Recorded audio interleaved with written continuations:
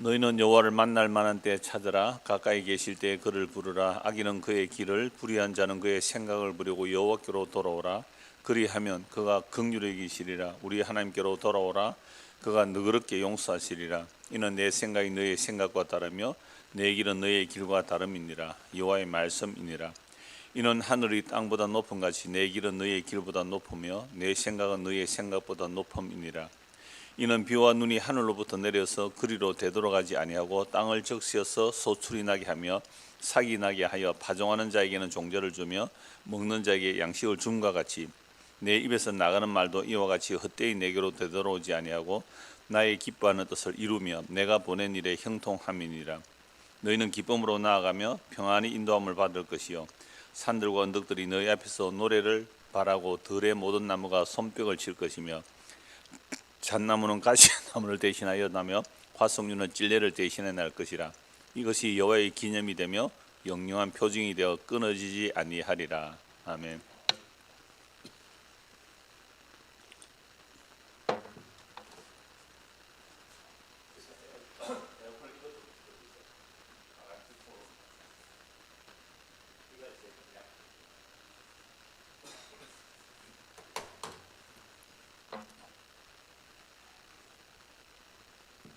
약하게 한 24도쯤 해놓으면 괜찮을 겁니다.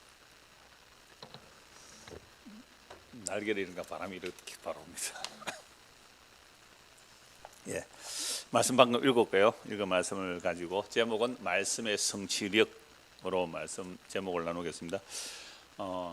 전에 설교에서는 돌아오라라는 제목이었더라고요. 그래서 돌아오라 해서 돌아올 사람이 없더라고요. 그래서 돌아오라는 말씀을 주님께서 성취하신다, 이런 차원에서 오늘 말씀을 보려고 합니다. 55장 1절에서 6절 말씀은 돈 없이 값 없이 포도주와 젖을 사라 그랬죠. 생존을 위한 양식은 돈 주고 사야 됩니다. 생존을 위한 양식은 돈 주고 사야 돼요. 믿는 자나 믿지 않는 자나 일해야 먹고 사는 겁니다. 그런데 생명을 위한 양식은 돈 주고 살 수가 없어요. 그 값이 너무 귀하여 너무 커서 어떤 인간도 영원히 생명을 속할 수 있는 돈을 마련할 수가 없습니다. 지금 인구가 82억이 넘은 전 세계 지구 인구들이 가진 돈 다 모아도 단 한 명의 생명도 속할 수가 없다는 말씀이죠. 그래서 생명을 구하는 일은 돈 없이 값 없이 주시는 겁니다. 이것이 예수 그리스도께서 십자가로 다 이루시고, 그리고 요한계시록을 보면 목마른 자는 오너라, 원하는 자는 오너라, 돈 없이 값 없이 생명수를 사라라고 분명히 말씀합니다. 그래서 우리가 교회로 모였다는 것은 생존에 관한 일을 구하는 것이 아니라 생명에 관한 일을 말하는 것이죠. 그래서 이 생명을 우리 주님께서 주시기 위하여 이 땅에 어떻게 일하셨는가를 성경은 증거하고 있습니다. 오늘 보면 6절에서 7절을 보겠습니다. 너희는 여호와를 만날 만한 때에 찾으라. 가까이 계실 때에 그를 부르라. 악인은 그의 길을, 불의한 자는 그의 생각을 부르고 여호와께로 돌아오라. 그러면 그가 긍휼히 여기시리라. 우리 하나님께로 돌아오라. 그가 너그럽게 용서하시리라. 동사가 많이 나오죠. 찾으라.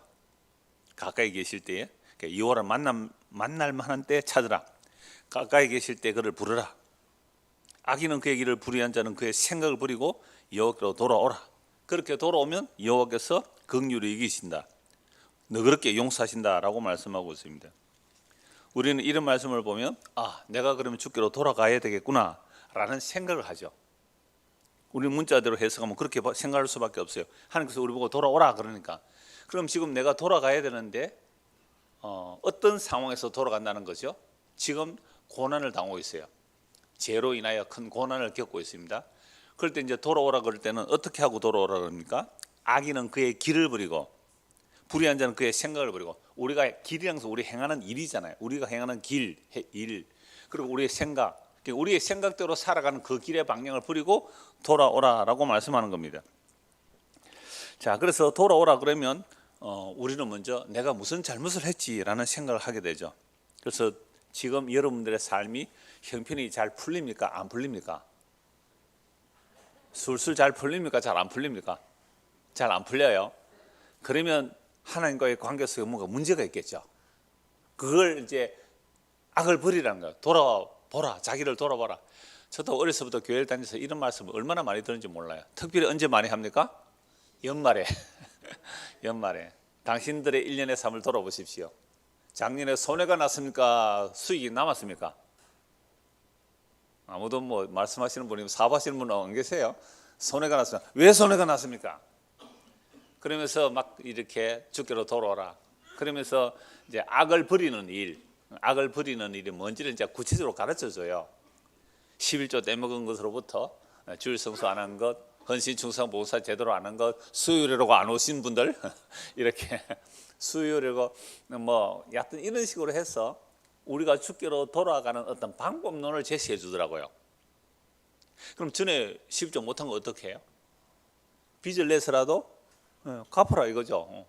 빚을 내서라도 해라. 그래야 복 주신다. 그러면 날짜 빼먹은 건 어떻게 해요? 날짜 빼먹은 거. 그럼 어떻게 해요? 주일 몇 분 빼먹은 거 어떻게 하실래요? 시간은 되돌릴 수가 없는데 돈으로 계산해서 하면 됩니다.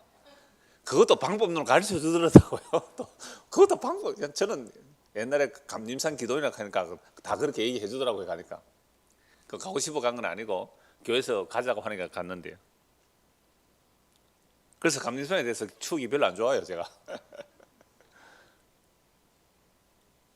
그런 방법론을 가르쳐 주면서 주께로 돌아오라라는 얘기를 해요. 그러면서 어떤 사람이 정말 12절 떼먹었다가 어떻게 하는 게 돌아와서 회개하고 제대로 11절 했더니 이렇게 복을 주셨더라라고 구체적인 간증까지 곁들이잖아요. 그럼 이제 우리는 주께로 돌아가는 방법을 배웠단 말이에요. 그죠? 12조 안 한 것은 어떻게 해요? 빚을 내서라도 갚아야 되는 것이고, 주일 떼먹은 것은 어떻게 해요? 시간을 계산해 가지고 헌금을 더 하면 돼요. 그래서 아주 애매한 부분들이 있더라고요. 그 예를 들어서 내가 어떻게 남에게 손해를 끼친 게 있는데 뭐 그 사람이 어디 있는지도 모르겠다. 그렇죠? 그럴 때는 어떻게 해야 됩니까? 갚기는 갚아야 되는데 떼먹은 거 있으면 그 사람은 이제 연락처도 안 돼요. 그럼 구제라도 해라 이렇게 나오더라고요. 굉장히 구체적으로 가르쳐 주잖아요. 이렇게 하는 것이 뭐 하는 일이다?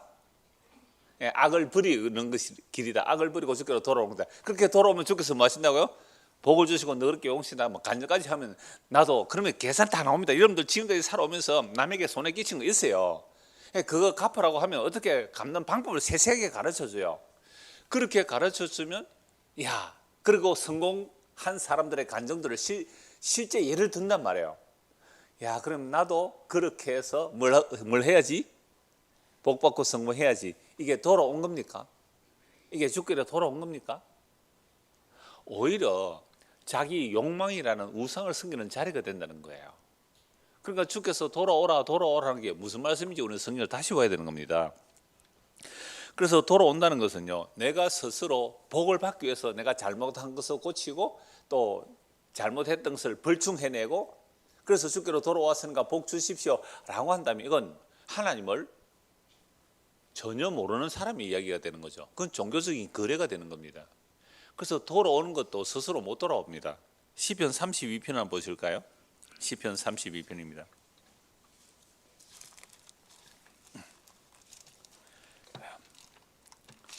시편 32편 다윗의 시편인데요. 1절에서 6절까지만 보겠습니다.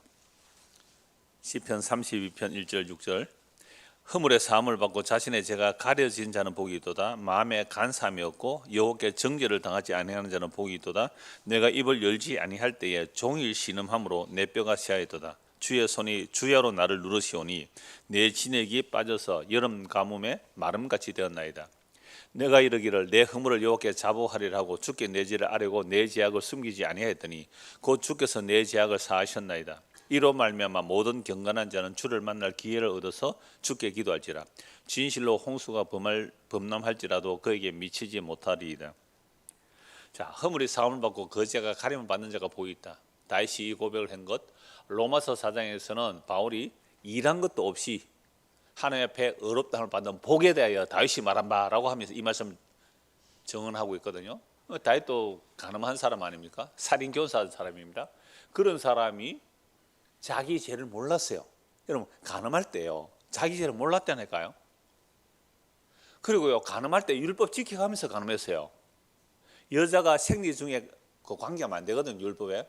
그래서 여자가 정결 기간이 끝나고 이렇게 되어 있습니다. 정결하게 끝나고, 그러니까 생리 끝나고 목욕을 하고 그렇게 간음한 거예요. 그러면 임신이 잘 안 되거든요. 그때는 생리 끝나고 뭐 다시 배란에 일어나기까지 상당 기간이 걸리잖아요. 근데 임신이 덜컥 돼버린 거예요. 기적입니다, 그거. 다윗의 죄를 고발하기 위함이죠. 그러니까 다윗은요, 그렇게 자기는 나는 생리주에 있는 여인하고 안 그랬다. 그러니까 이런 사고방식은 이미 다윗이 그 당시에는 굉장히 최고의 자리에 있잖아요. 왕. 적들을 거의 다 물리쳤단 말이죠. 그러니까 세상 왕과 똑같아져 버린 거예요. 세상 왕과 똑같아진 거. 짐이 곧 국가다라고 하면서 이 백성 다 내 거야 이렇게 말한 겁니다. 하나님의 백성을 섬기라고 왕으로 세워놨더니 그 백성을 잡아먹는 일을 나쁜 왕이 아니라 다윗이 했단 말이에요. 그래서 이 처절한 고백을 하게 되는데 자기 죄를 모를 때에 주께서 누르신다 그래요. 주께서 누르신다고요. 주께서 압박을 하는 거죠. 고백할 때까지. 그게 나단 선지를 통해 책망하잖아요. 그 책망을 받고 나서 자기가 어떤 죄인인지 알고 고백합니다. 그래서 스스로 주께 돌이키고 자복할 수가 없는 거죠. 주께서 누르시는 게 주께서 누르신다. 그래서 3절에 보십시오. 내가 입을 열지 아니할 때에 종일 신음하로 내 뼈가 새어도다. 주의 손이 주야로 나를 누르시오니. 하나님께서 우리를 누르시는 거죠. 말씀으로 압박하시는 겁니다. 그래야 자기 죄가 뭔지 알고 주께로 돌이키게 되는 것이죠. 그래서 다윗이 자기 능력으로 돌아온 게 아닙니다. 주께서 누르셔서 주께서 돌이켜서 그 하나님의 자기 언약에 신실하시기 때문에 돌아오게 하는 겁니다. 그래서 6절을 보십시오. 이로 말미암아 모든 경건한 자는 주를 만날 기회를 얻어서 주께 기도할지라. 주를 만날 만한 때, 오늘 본문에도 그러잖아요. 너희는 여호와를 만날 만한 때에 찾으라. 가까이 계실 때에 부르라. 그렇게 말씀하고 있잖아요. 그럼 주를 만날 기회, 주를 만날 때가 언제입니까? 그 이 각주되어 있는데 밑에 뭐라고 되어 있죠? 6절에 이 각주 뭐라고 되어 있죠?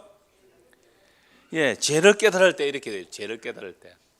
그러니까 자기 죄를 모르면 주님을 만날 때가 아니라는 거죠.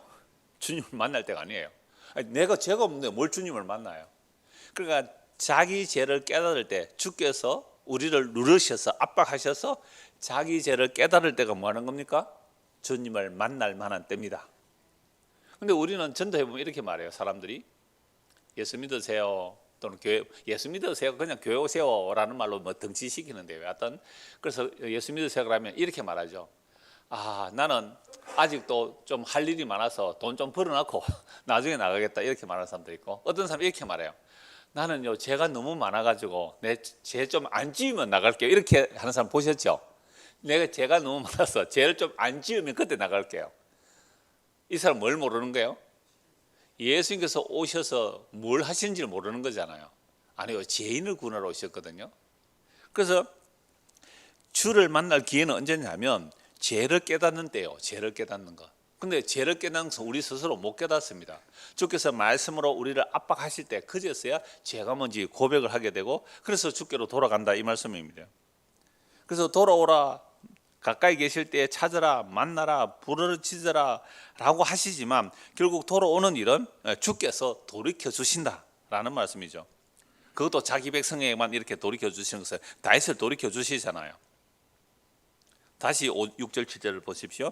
너희는 여호와를 만날 만한 때 찾으라, 가까이 계실 때 그를 부르라. 그래, 만날 만한 때는 성령께서 말씀을 통해 우리 죄를 깨닫게 하십니다. 그때 우리는 주를 부르는 거죠. 주여, 내가 정말 죄인입니다.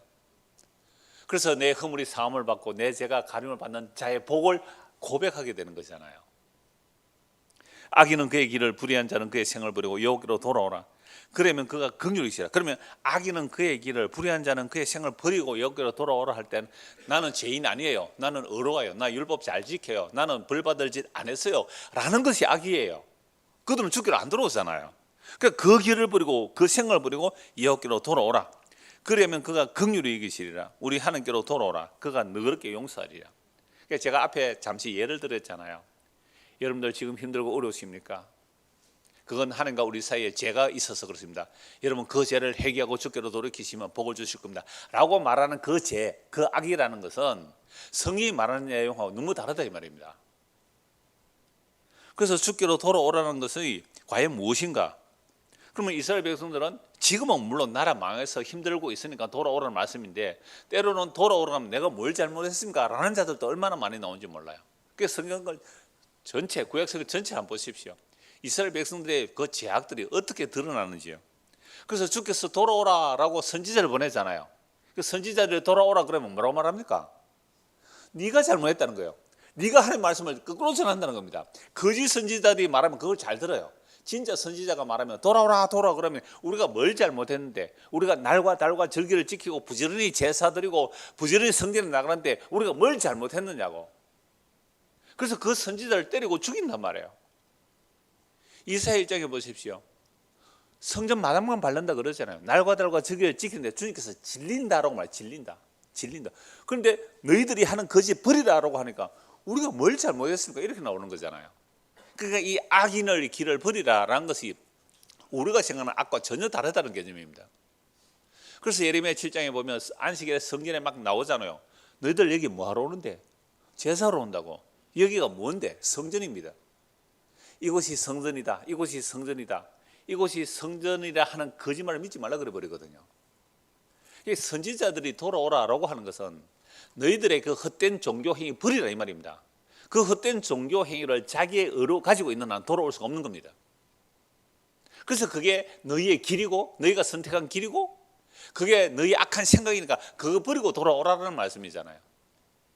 우리가 교회 일 열심히 안 했다라는 하고 전혀 차원이 다른 내용입니다. 그래서 8절에서 9절 보십시오. 이는 내 생각이 너희의 생각과 다르며 내 길은 너희의 길과 다름이라. 여호와의 말씀이라. 우리의 생각은 날과 달과 절기 부지런히 지키면 하나님을 잘 섬길 줄 알았어요. 재물 부지런히 바치면 하나님을 잘 섬길 줄 알았어요. 내 생각과 너희 생각은 다르다. 내가 왜 재물을 바치라고 했느냐, 내가 왜 날과 달과 절기를 지키려 했느냐, 그 뜻과 의미를 아느냐, 이걸 물으시는 거예요. 그래, 내 생각 너희 생각 다르면 내 길은 너희 길과 다름이라. 여호와의 말씀이라. 어느 정도로 다릅니까? 9절. 이는 하늘이 땅보다 높음 같이 내 길은 너희의 길보다 높으며 내 생각은 너희의 생각보다 높음이라. 하나님의 생각과 우리의 생각은 뭐라고요? 하늘과 땅 차이입니다. 하나님이 행하시는 일을 우리는 알지 못한다 이 말씀이죠. 그래서 하나님께서 이 돌아오라는 이 말도 우리는 얼마나 엉터리로 해석하고 사는지 몰라요. 하나님의 뜻과 우리의 뜻, 하나님의 생각과 우리의 생각은 정말 하늘과 땅 차이입니다. 그래서 이스라엘 백성들은 하나님의 뜻을 잘 알지를 못해요. 오늘 우리도 마찬가지고요. 여러분들 정말로 하나님이 살아계심이 믿어집니까? 평소 삶에서 정말 전능하시고 천지를 만드시고 우리의 일거수일투족을 다 아시고 우리를 눈동자에 살펴보시는 그 하나님이 우리의 일상적인 삶 속에서 정말 느껴지느냐고요. 그 세계 석학들의 강의 잠시 좀 들었는데요. 제가 월요일날 주음하면서 이 말씀을 잠시 나눴는데, 여러분들은 자기가 자신임을 어떻게 압니까? 내가 나인 줄 어떻게 아시죠? 내가 나인 줄 어떻게 압니까 여러분들은? 그걸 일상성과 또 특이성, 이렇게 특별성으로 말하던데요. 일상적인 삶을 살면서 내가 나임을 느끼는 거죠. 밥을 먹을 때 누가 먹는 거예요? 내가 먹는 거죠. 일상적인 밥을 먹을 때. 물을 마실 때 내가 먹는 거예요. 대소변을 볼 때 내가 대소변을 보는 거잖아요. 이게 내가 느끼는 거예요.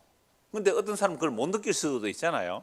그리고 특별성, 몸이 아파 보세요. 그 아픈 몸을 내가 느낀다고요. 그래서 그 사람은 자기가 자기를 알 수 있는 것은 그 느낌으로 말을 하다고요. 느낌. 그런데 우리가 아무리 내가 나이다라고 느끼고 나임을 인식하고 산다 할지라도 이 생각이 하나님의 그 생각과는 너무너무 차이가 나서 우리가 하나님을 인식하고 느끼는 것하고 하나님이 자기를 드러내는 방식하고 하늘과 땅 차이예요. 그래서 나는 하나님을 안다고 열심히 섬겼는데 하나님은 우리 보고 뭐라고요? 나 너 몰라 그래요. 이거 얼마나 환장할 일입니까 이거. 마태복음 7장에 나오잖아요. 내가 주의 이름으로 능력을 행하고 귀신을 쫓아내고 이 추운 날 다른 사람은 안 오도 우리는 수요일까지 나왔는데 말입니다. 주님께서 나 너 몰라라고 하면 이거 얼마나 큰 낭패입니까? 이게 우리의 생각과 하나님의 생각이 하늘과 땅 차이라는 거죠. 그래서 우리는 하나님이 정말로 살아 계십니까? 우리가 느끼고 인식하지 잘 못해요. 내 소원도 잘 안 들어주고 말이죠. 내가 그렇게 기도해도 응답도 잘 안 해주고, 그리고 불의한 사람이 더 떵떵거리면 잘 사는 것 같고, 성실하고 정직한 사람이 더 손해보고, 어떻게 하나님이 계실까요? 이런 하나님이 정말 살아계신 맞습니까? 이런 의문을 굉장히 많이 가지거든요. 과연 하나님이 계시는가? 이것도 우리의 생각과 하나님의 생각이 하늘과 땅 차이예요. 여러분, 하나님은 온 우주 만물을 말씀으로 창조하시고 온 우주 만물을 빈틈없이 운행하고 계십니다. 단지 우리 눈에 안 보이고 우리 뜻대로 안 될 뿐이에요.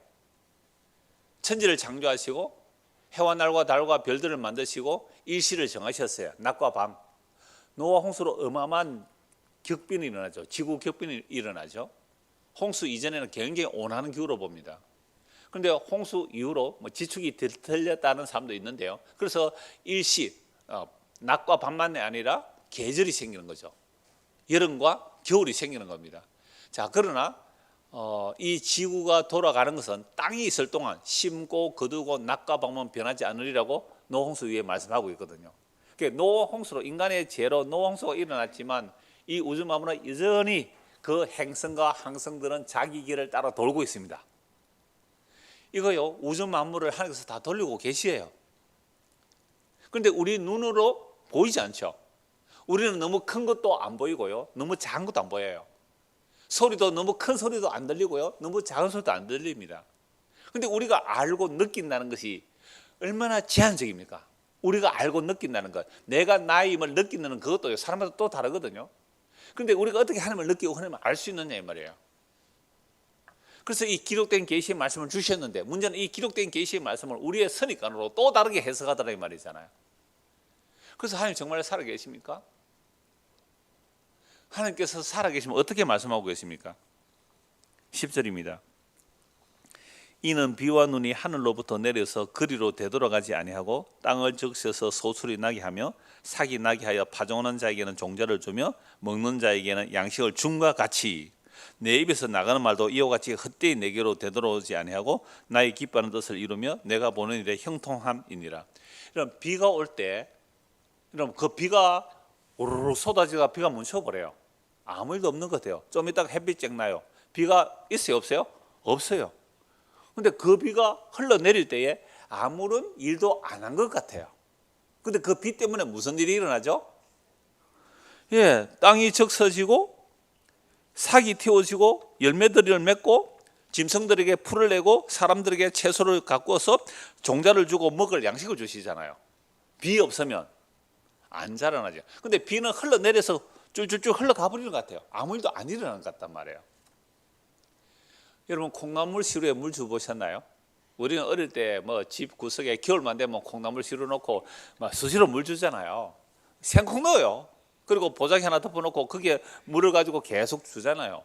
물 계속 흘러내려요. 이게 무슨 일이 일어날까? 어느 날 보면 콩에서 뭐요? 삭이 터요. 요만큼 자라요. 요때 제일 맛있어요. 긴 것보다. 그때부터 뽑아먹기 시작하잖아요. 나중에 이렇게 자란다고요. 그런 것처럼 비가 와서 흘러내리는 것 같지만 다 비의 할 일을 다 한다 이 말이죠.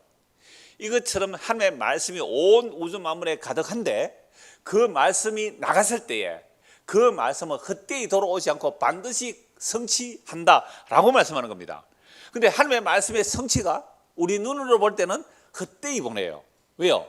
비가 흘러내리는 것처럼 뭐 하나님 말씀하시도 아무 일도 안 일어나네, 이렇게 보인단 말이에요. 그러면 성경에서 하나님의 말씀을 어기면 이런 저주를 받을 거야 라고 했단 말이에요. 그러니까 이스라엘 역사 속에서는 그런 일이 실제로 일어나요. 저주를 받고 심판받는 일이 일어나는데 오늘 우리에게는요, 하나님께서 말씀하시는데 그 벌들이 우리에게 즉각 일어납니까? 안 일어납니까? 안 일어나요. 여러분, 하나님 욕한 청년이 있어요. 여기 있는데 하나님 막 욕했대요. 한때 하나님 막 욕을 했대요. 근데 아무 일도 안 일어났대요. 하늘에서 막 벼락이 떨어져 가지고 내 이름하고 막 그죠? 벼락이 버쩍 떨어지거나 뭐 하면 와, 하나님 진짜 살아 계시는데 욕해도 하나님 가만히 계시더래요. 이게 뭐예요? 그러니까 하나님이 안 계신 것처럼 보인다는 거예요. 비가 내려서 아무 일도 안 일어난 것 같지만 삭을 틔우고 열매를 맺듯이 하나님의 말씀이 온 우주 만물에 가득해요. 낮은 낮에게, 밤은 밤에게 주의 말씀이 온 천지에 가득하지만 우리가 뭘 못해요? 인식 못하는 거예요. 의식 못하고요, 느끼지 못할 뿐이에요. 그런데 기록된 계시의 말씀을 보면 하나님께서 어떻게 일하시는지를 보여준다고요. 우리가 볼 때는 하나님 이거 제대로 일하시는 것 일하시는 게 맞습니까?라고 항의를 한단 말이에요. 이런 항의 성경에 많이 나옵니다. 선지자들이 하나님 이렇게 하시면 율법이 해이해지지 않습니까? 왜 이렇게 일합니까? 라고 하나님께 막 대들어요. 선지자들이. 이게 우리가 하나님의 일하심을 모르는 거예요. 그래서 우주 만물은 빈틈없이 만물이 주에게서 나오고 주로 말미암고 주에게로 다 돌아갑니다. 주의 말씀에서 벗어날 피조물은 그 어떤 것도 없습니다. 이것이 우리의 평안이에요. 이게 우리의 평안이라고요. 자, 그래서 11절 다시 보십시오. 내 입에서 나가는 말도 이와 같이 헛되이 내게로 되돌아오지 아니하고 나의 기뻐하는 뜻을 이루며 내가 보낸 일에 형통함이니라. 그러면 주께서 말씀하신 것이 반드시 이루어지는데, 자, 처음에 돌아오라 그랬잖아요. 그럼 이스라엘 백성이 지금 나라 망했습니다. 포로 잡혀가 있어요. 주께서 돌아오라라고 했는데 그들이 어떻게 돌아오는지 이걸 말하는 거예요. 도저히 돌아올 능력이 없습니다. 그래서 이스라엘 백성들이 애굽에서 종살이 할 때 그들의 능력으로 못 돌아옵니다. 어떻게 이집트라는 대제국을 이기고 그 노예들이 벗어날 수 있습니까? 아브라함과 이삭과 야곱에게 약속하셨기 때문에 돌아오는 거예요. 바벨론 포로 잡혀갑니다. 어떻게 돌아옵니까? 예레미야 선지자에게 70년 만에 돌아오리라는 그 약속 때문에 돌아오는 거잖아요. 그들이 독립운동해서 돌아온 거 아닙니다. 그래서 주께서 하신 말씀대로 형통하게 이루어지는데, 그렇게 완전히 망한 자리에서 돌아올 때 무슨 일이 일어날까요? 12절에서 13절입니다. 너희는 기쁨으로 나아가며 평안히 인도함을 받을 것이요 산들과 언덕들이 너희 앞에서 노래를 바라고 들의 모든 나무가 손뼉을 칠 것이며 잣나무는 가시나무를 대신하여 나며 화석류는 찔레를 대신하여 날 것이라. 이것이 여호와의 기념이 되며 영영한 표징이 되어 끊어지지 아니하리라. 여호와의 기념이라는 단어 각주로 보면 이름이죠. 여호와의 이름으로 약속하신 것은 반드시 이루어내신다. 오늘 저와 여러분들이 복음을 듣고 예수를 믿게 되는 거, 이거 우리가 한 거 아니에요. 성부와 성자와 성령께서 하신 일의 결과로 우리가 예수를 믿고 주께로 돌아온 것이지, 내가 스스로 주께로 돌아온 게 아니라는 것을 성경은 너무나 명명백백하게 말씀하고 있습니다. 그래서 하나님의 말씀이 어떻게 성취력이 있는가? 여러분, 천지를 창조할 때 빛이 있으라 하면 있는 거예요. 태양이 있으라면 태양이 있는 거예요. 달이 있으라면 달이 있는 거예요. 그 수억만의 사람이 헤아릴 수 있는 그 별들을 있으라 하면 그냥 별들이 쫙 줄을 쓴다고요. 하늘의 일월성신, 해와 달과 별들이 주의 명령에 쫙 줄을 쓴다고요. 점으로 합니다, 하나님께서. 인간은 어떤 인간도 그 수많은 별들을 다 못 헤아립니다. 시편에 나오잖아요. 모든 그 일월성신들이 하나님의 말씀법에 일제히 선다라고 말씀하고 있거든요. 말씀에서 피할 피조물은 어느 것도 없습니다. 그렇게 하나님께서는 천지를 말씀으로 창조하셨는데, 특별히 사람은 말씀으로 창조하지 않으시죠. 직접 손으로 빚으시고 그 코에 생명의 기운을 불어넣으십니다. 특별한 존재죠. 하나님과 사귐이 있는 존재. 하나님과의 사귐이 있는 존재. 하나님과의 사귐이 생명이에요. 하나님과의 사귐이 없으면 생명 없는 거라고요. 예수께서 오셔서 우리를 구원하신 것은 하나님과 우리 사이의 사귐을 연결시켜 준 겁니다. 그러니까 그 사귐이 있는 그 생명에서 뱀의 유혹으로 끊어지죠. 선악과 먹음으로 하나님처럼 되리라는 유혹에 넘어가서 하나님도 아닌 주제에 하나님처럼 되리려고 하다가 에덴 동산에서 추방됩니다. 자, 이때부터 인간이 하나님의 말씀을 얼마나 안 듣는지가 나와요. 아무리 타락해도요, 모든 피조물들은 하나님의 말씀에 순종합니다. 그러나 만물보다 심히 부패한 사람의 마음은 순종하지 않아요. 그래서 에덴 동산에서 추방됩니다. 추방되고 나서 아담과 하와가 가인과 아벨을 놓죠. 하나님께서 가인에게 경고합니다. 물론 하나님께서 아벨의 제사를 받고 가인의 제사를 안 받아주시는데요, 죄가 네 문 앞에 도사린다. 너는 죄를 다스리라. 그러나 인간은 죄를 다스릴 능력이 없어요. 하나님께 경고해도 가인의 아벨을 죽이죠. 그래서 인간은요, 아무리 하나님께서 경고해도 그 경고가 통하지 않는 거예요. 그러면 하나님의 말씀에 성취력이 있는 거예요, 없는 거예요? 자, 이 질문. 아니, 가인 보고 야, 너 죄가 도사리고 있으니까 너 죄 짓지 마라고 했다면 가인이 죄를 안 지어야 되잖아요. 그런데 가인이 죄를 짓는다고요. 그럼 하나님의 말씀에 성취력이 있는 거예요, 없는 거예요? 이런 질문 잘 안 해보셨죠? 믿음이 너무 좋아서 그런 겁니다. 아니 하나님 말씀하시면 다 이루어지는데 왜 가인이 아벨을 살인데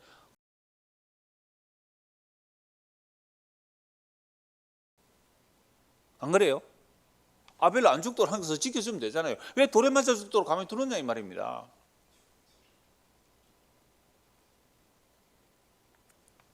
인간이 얼마나 죄 가운데 있는지를 드러내는 겁니다.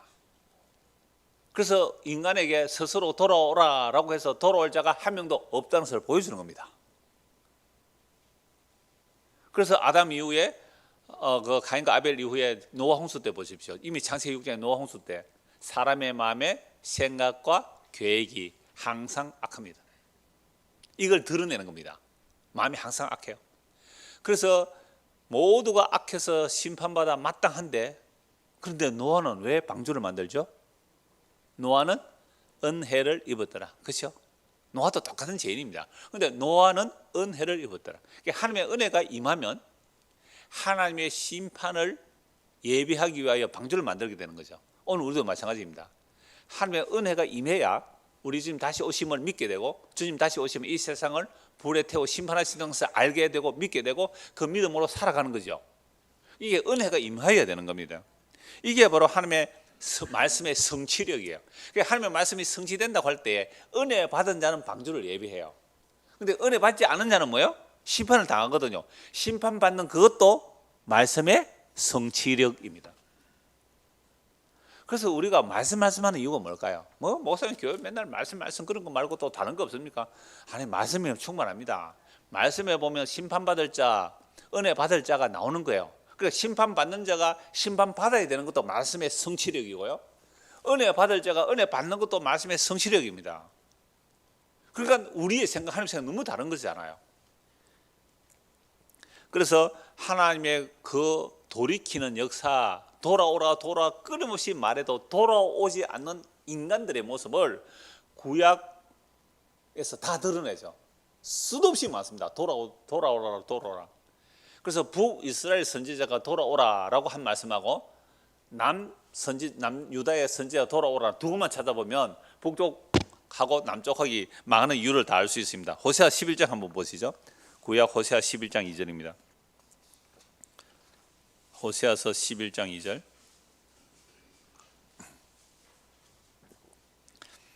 선지자들이 그들을 부를수록 그들은 점점 멀리하고 바알들에게 제사하며 아로새긴 우상 앞에서 분향하였느니라. 오라, 지금 오라, 주께서 오라고 하는데 너희는 점점 더 멀리 간다. 이 가사가 나오잖아요. 자, 선지자들이 그들을 부릅니다. 호세아 선지자 북이스라엘 선지자잖아요. 그들을 부를수록 그들은 어떻게 해요? 점점 멀리 가요. 바알에게 제사하고 아로새긴 우상에 분향합니다. 북이스라엘의 우상 숭배 더 많이 하죠. 돌아오라고 부르면 선지자를 핍박하고 때리고 죽이고 더 멀리 가고 바알에게 우상합니다. 결국 북이스라엘 아수르에 망하죠. 예레미야 7장 10절 그냥 읽어드릴게요. 예레미야 7장 13절입니다. 여호와의 말씀이니라. 이제 너희가 그 모든 일을 행하였으며 내가 너희에게 말하되 새벽부터 부지런히 말하여도 듣지 아니하였고 너희를 불러도 대답하지 아니하였느니라. 북이스라엘은 하나님께서 불러도 듣지도 않고 우상 숭배로 가서 망해요. 예레미야 선지자가 여호와의 말씀을 전합니다. 이제 내가 너희에게 돌아오라고. 언제부터요? 새벽부터 부지런히 말해도 듣지 아니하고 너희를 불러도 대답도 안 합니다. 오히려 예레미야를 죽여보려고 하죠. 예레미야 때리고 감옥에 가둡니다. 물 없는 구덩이 던져놓는데 굶겨 죽이려고 해요. 하나님께서 또한 살려내시는데요. 그래서 남유다, 예루살렘이 멸망할 때 예레미야 선지자는 목격합니다. 그러면 북이스라엘과 남유다가 왜 망합니까? 주께서 돌아오라라고 하는데 돌아온 게 아니라 돌아오라고 하는 자를 때리고 죽여서 나라가 망해버립니다. 그런데 놀랍게도 하나님께서 이 나라가 망할 때에 예레미야를 통하여 몇 년 만에 돌아온다고 하시죠? 70년 만에 돌아온다라고 말씀합니다.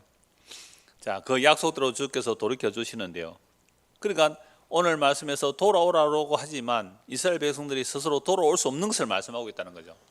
우리가 이미 이사야 6장 다 말씀을 보았잖아요. 이사야 6장. 우시아 왕이 죽던 해에 이사야가 하나님의 영광을 봅니다. 성전에서 하나님의 영광을 만나는데 그 하나님의 영광 앞에 이사야 선지자가 뭐라고 말합니까? 화로다 나여 망하게 되었다. 내가 입술이 부정한 백성 가운데 살면서 하나님의 영광을 보았다. 입술이 부정하다는 말은 나병 환자란 말이에요. 나병 환자는 입술을 가리고 나는 부정하다 외쳐야 돼요. 사람들이 나에게 접근하면 안 되기 때문에. 그러니까 선지자가 하나님 앞에 나병 환자예요. 그때 제단 숯불을 가지고 이사 입에 대면서 네 죄가 깨끗해졌다라고 말합니다. 그러니까 보세요. 언제 하나님을 만날 만한 때죠? 자기 죄를 알 때잖아요. 자기가 나병 환자임을 알 때, 머리 끝부터 발끝까지 나병 환자일 때 알 때, 이게 주를 만날 만할 때요. 우리 하나님 만날 만할 때가 언제라고 생각해요? 나 좀 깨끗하게 살고 착하게 살고 바르게 살아서 주님을 만날 만한 때? 아니요. 머리부터 발끝까지 문드러진 나병 환자임을 알 때, 그때가 주님을 만날 만한 때입니다. 죄가 더한 곳에 은혜가 넘치는 거예요. 그래서 죄를 깨닫게 될 때, 이게 주님을 만날 만한 때거든요. 그래서 입술이 깨끗해졌어요. 그때 하늘에서 음성이 들립니다. 누가 우리를 위하여 갈고? 그러니까 이사야서 이제 깨끗해졌잖아요. 주여 제가 가겠습니다. 나를 보내주십시오. 그래, 너가 가서 하는 일이 뭡니까? 눈을 감기고 길을 막아서 스스로 돌아오지 못하도록 해라 라고 말씀합니다. 스스로 돌아오지 못하도록. 그래서 이 백성의 마음을 둔하게 하며 그들의 귀가 막히고 그들의 눈이 감기게 하라. 염려하건대 그들이 눈으로 보고 귀로 듣고 마음으로 깨닫고 다시 돌아와 고침을 받을까 하노라 하시기로. 스스로 돌아오면 안 된다는 거예요. 깜짝 놀라죠. 그러면 언제까지 스스로 돌아올 수가 없습니까? 나라가 완전히 망하고 10분의 1이 남을지라도 그 10분의 1짜리 다 잘리고 거룩한 그루테가만 남는다. 그래서 구약의 마지막 남은 자가 누구예요? 예수 그리스도 말이죠. 그래서 구약의 마지막 선지자 세례요한이 지목한 거 예수 그리스도예요. 예수 그리스도까지 아무도 못 돌아온다. 스스로 돌아올 자 없다. 이게 이사야 6장의 말씀이죠. 그래서 시편 80편 말씀에도요, 주께로 돌아오는 내용인데 제가 그냥 한 절만 읽어드릴게요. 다른 또 말씀을 봐야 되니까요. 시편 80편 19절입니다. 만군의 하나님 여호와여 우리를 돌이켜 주시고 주의 얼굴의 광채를 우리에게 비추소서. 우리가 구원을 얻으리다. 만군의 하나님 여호와여 우리를 어떻게 해요? 돌이켜 주십시오라고 말합니다. 내가 돌아가겠다라는 게 아니라 돌이켜 주십시오라고 말하죠. 그러니까 이사야 6장의 말씀처럼 눈과 귀가 감기게 해서 스스로 못 돌아오도록 막아버리라. 어떤 인간도 스스로 주께로 돌아올 자가 없다는 말씀이잖아요. 시편에서는 주께서 우리를 돌이켜 주십시오라고 간 거예요. 그러면 이 하나님의 말씀을 이루기 위하여 누가 오세요? 예수님 오시잖아요. 그럼 예수님께서 오셔서 어떻게 자기 백성을 돌이켜 주실까요?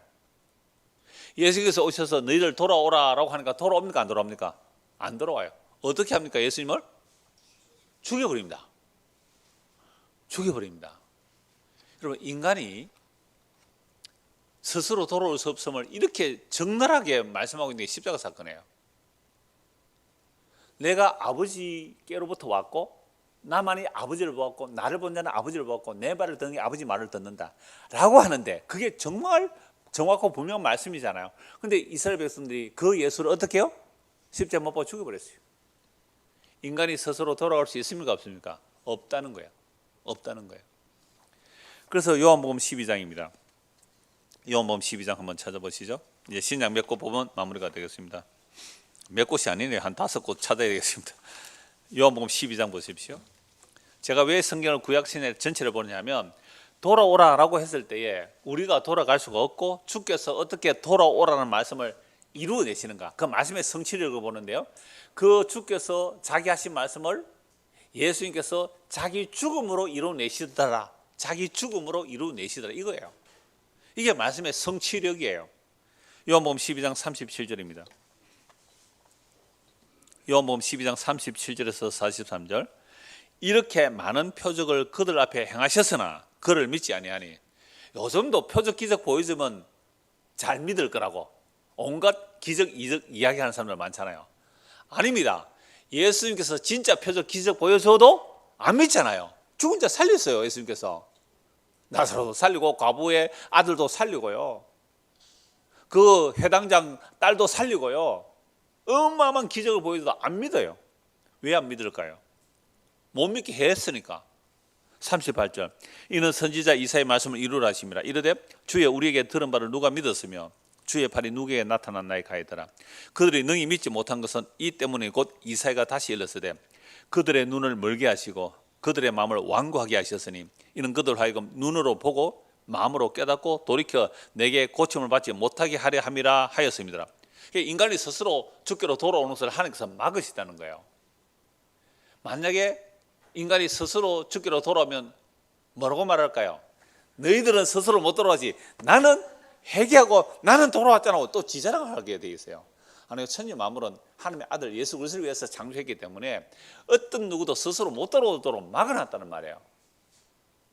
그런데 이 말씀을 어려서부터 율법을 철두철미하게 지키는 사람들에게 얼마나 모욕스러울까요?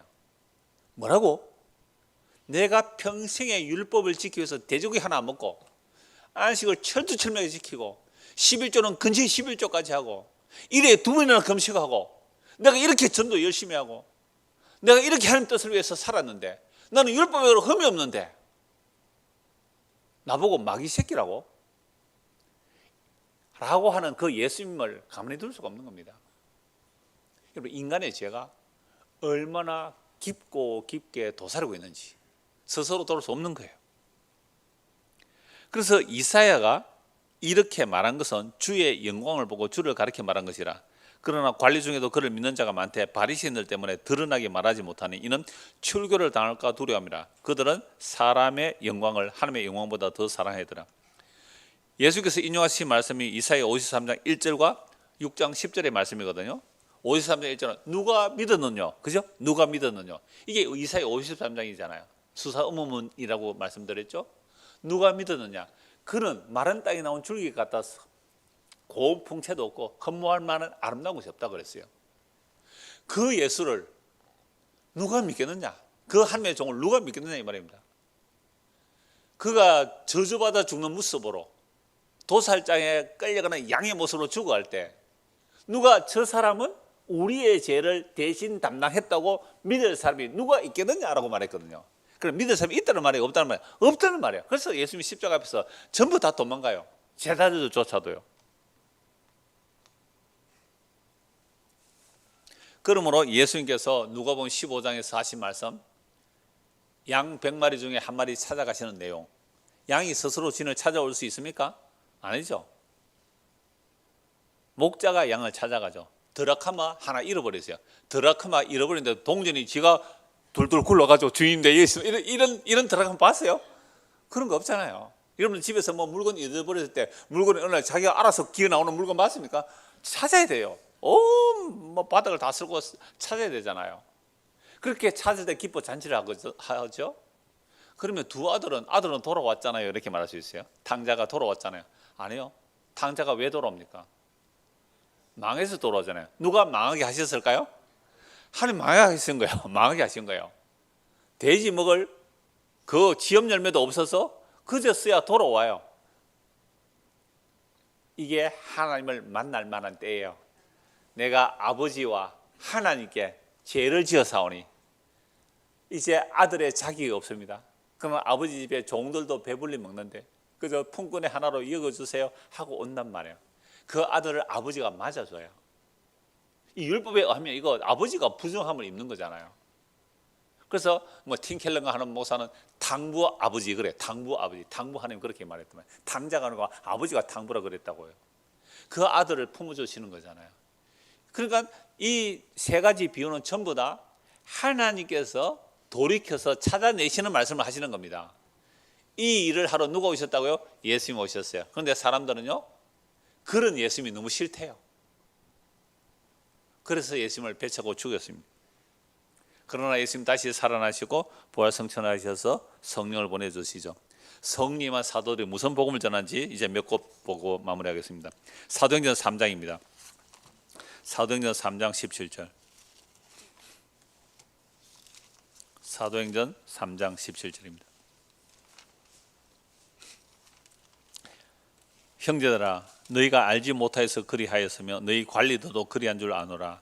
그러나 하나님의 모든 선지자의 입을 통하여 자기의 그리스도께서 고난 받으시리를 미리 알게 하신 것을 이와 같이 이루셨느니라. 그러니까 십자가 사건을 이렇게 했단 말이죠. 그러므로 너희가 회개하고 돌이켜 너희 죄 없이 함을 받아라. 이같이 하면 새롭게 되는 날이 주 앞으로부터 이를 것이요 또 주께서 너희를 위하여 예정하신 그리스도 곧 예수를 보내시리니 하나님이 영원전부터 거룩한 선지자들의 입을 통해 말씀하신 바 만물을 회복하실 때까지 하늘이 마땅히 그를 받아두리라. 회개하고 돌이켜 너희 제사함을 받아라. 그러면 회개하고 돌이켜 너희 제사함을 받는 길이 뭐예요? 예수 믿는 거예요. 그럼 어떤 예수예요? 너희가 십자가에 못 박아 죽인 예수를 하나님이 다시 살리셨다. 그래서 우리가 예수를 믿는다는 것은요, 나의 죄가 예수를 죽인 죄입니다 라는 것이 전제되어야 돼요. 그거 없이 예수 믿는 것은요, 종교 가지고 신과 거래하려고 하는 거예요. 그러니까 우리가 예수 죽인 죄인인 줄 알면 예수님 나 이렇게 잘했으니까 이만한 복은 주셔야 되지 않겠습니까? 라는 말을 할 수 있어요, 없어요? 없지요. 어떻게 하나님의 아들을 죽인 죄인이 그런 말을 감히 할 수 있어요? 하나님의 아들을 죽인 죄인임을 정말로 인식한다면 우리는 목숨을 다하여 주님을 섬기고서도 마땅히 해야 할 것을 한 것뿐이 무익한 종입니다. 이 말이 나와야 돼요. 여기에 겨자씨 하나일 만한 믿음이라 그래요. 여기에 겨자씨 하나일 만한 믿음. 그러니까 우리 믿음 있습니까, 없습니까? 겨자씨 하나일 만한 믿음도 없는 것이죠. 그래서 회개하고 돌이켜 제사함을 받아라, 이 말씀은 사도행전 3장 바로 2장에서 나오잖아요. 너희가 십자가에 못 박아 죽인 예수를 하나님이 살리시고 죽어 그리스도가 되게 하셨다. 그러니까 우와 어찌할까요? 어찌할까요? 이게 뭐래요? 주를 만날 만한 때잖아요. 말씀을 통하여 성령께서 역사하시니 어찌할꼬 내가 예수 죽인 죄인이 맞군요. 그게 주를 만날 만한 때예요. 그때 회개하고 돌이켜 예수 믿으라. 그러면 제사함을 받는다라고 복음을 전하죠. 이렇게 전하는 베드로도 십자가 앞에서는 3번 부인하고 도망갔잖아요. 주께서 베드로를 돌이켜 주시죠. 그래서 성령 보내시니까 이렇게 예수님을 증언합니다. 바울도 마찬가지죠. 고린도후서 5장 17절입니다. 고린도후서 5장 17절. 바울도 예수 믿는 사람 잡아 죽이던 사람인데 예수님 만나고 나서 복음을 이렇게 전합니다. 고린도후서 5장 17절에서 21절입니다. 그런즉 누구든지 그리스도 안에 있으면 새로운 피조물이라 이전 것은 지나갔으니 보라 새 것이 되었도다. 모든 것이 하나님께로부터 났으며 그가 그리스도로 말미암아 우리를 자기와 화목하게 하시고 또 우리에게 화목하게 하는 직분을 주셨으니 곧 하나님께서 그리스도 안에 계시사 세상을 자기와 화목하게 하시며 그들의 죄를 그들에게 돌리지 아니하시고 화목하게 하는 말씀을 우리에게 부탁하셨느니라. 그럼 우리가 그리스도를 대신하여 사신이 되어 하나님이 우리를 통하여 너희를 건면하신 같이 그리스도를 대신하여 간청하노니 너희는 하나님과 화목하라.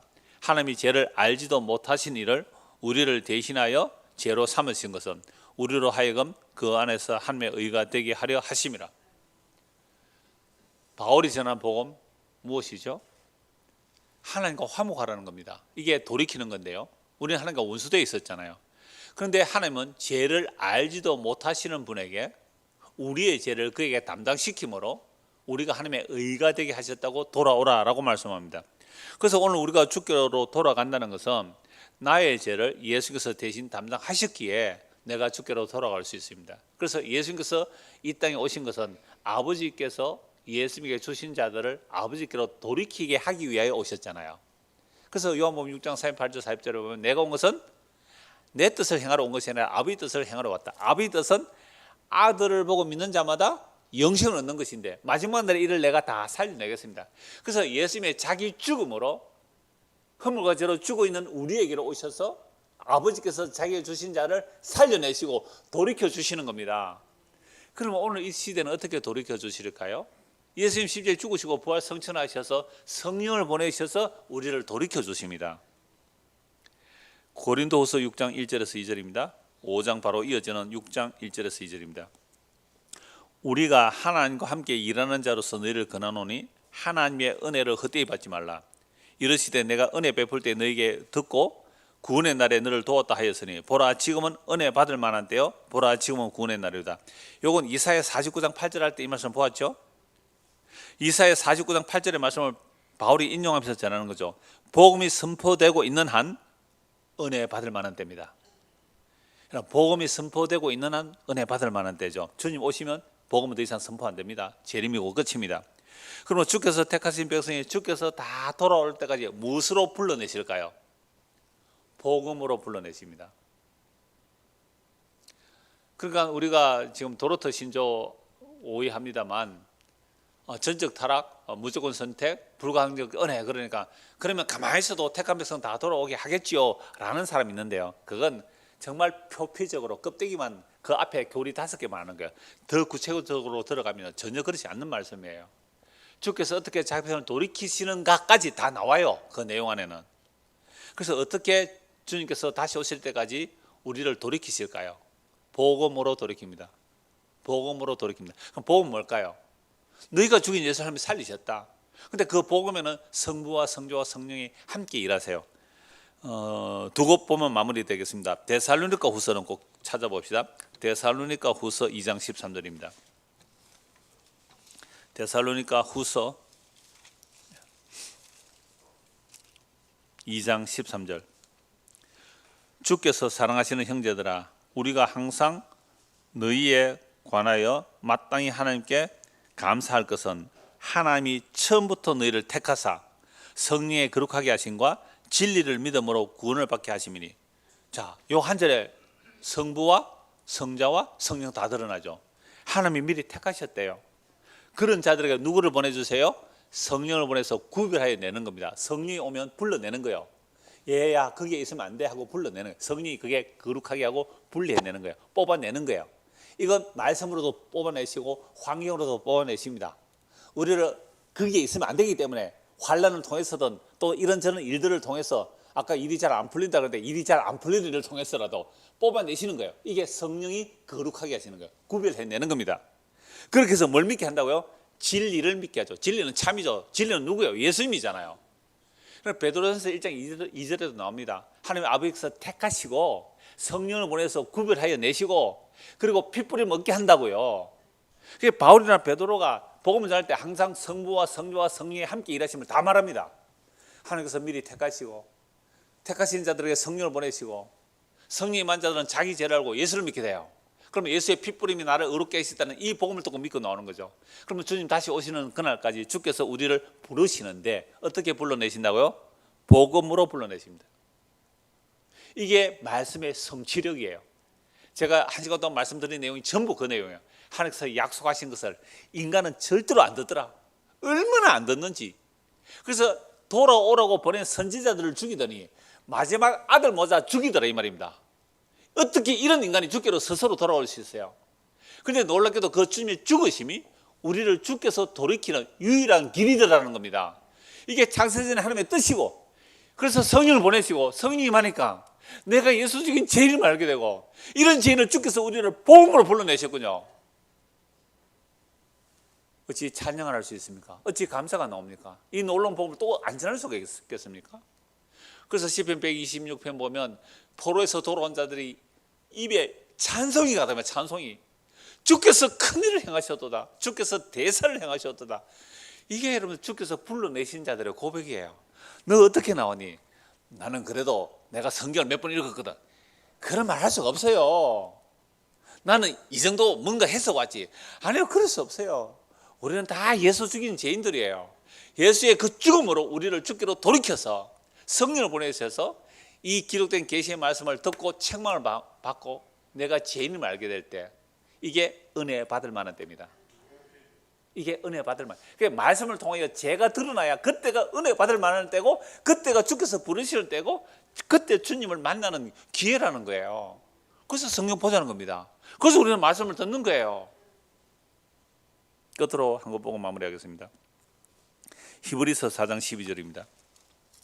히브리서 4장 12절.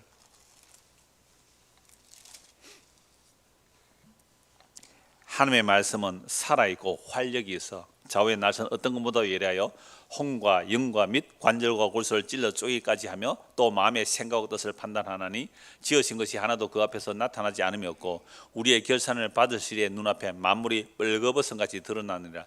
여러분, 주님 재림하는 날에 온 우주 만물이 다 빨가벗기듯이 드러날 거예요. 그런데 하나님의 택한 백성은 이 역사 속에서 말씀으로 내 마음의 생각이 빨가벗기듯이 드러납니다.